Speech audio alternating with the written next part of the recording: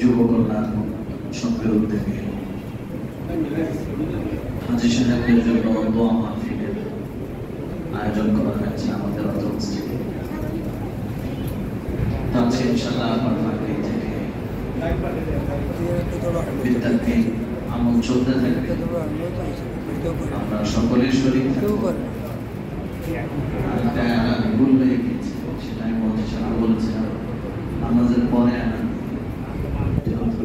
মাসআলা হচ্ছে নামাজের জন্য যে আগে এসে যেখানে বসবে সেখানে তার হক বসে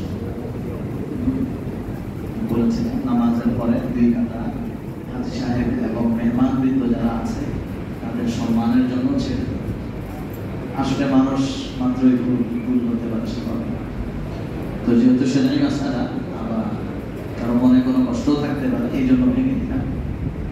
আমরা এই এলাকার এবং এই মসজিদের নিয়মিত যে মসজিদের যারা আছে আমরা মেজবান, আমরা কি মেজবান, তো এই জন্য আমরা মেহমানদের জন্য একটু কষ্ট করতে পারবো না ইনশাআল্লাহ। এই জন্য নামাজ সুন্নত নামাজ শেষ হওয়ার পরে এই 2 কাতা 3 কাতা পর্যন্ত আমরা একটু ছেড়ে দিব। এই জায়গাটায় হাজী সাহেব যারা আসবেন ওনাদেরকে বসতে দিব এবং বিভিন্ন মাসাজিদের আইমায়ে হযরতরা আসবেন ওনাদেরকে আমরা জায়গা দিয়ে দিব। আমাদের মসজিদের উত্তর পাশে আলাদা একটা কাপড় দেওয়া আছে, এই জায়গাটা ছেড়ে নামাজের পর এই জায়গাটা ছেড়ে তারপরে বসবো। আগত মেহমানরা ওদিক দিয়ে চলে আসবে যাতে কোনো বাধার সম্মুখীন না হয়। এবং আমাদের হানিফ ভাই, সহিল ভাই সহ যারা আছেন আপনারা মসজিদের সামনে থাকবেন।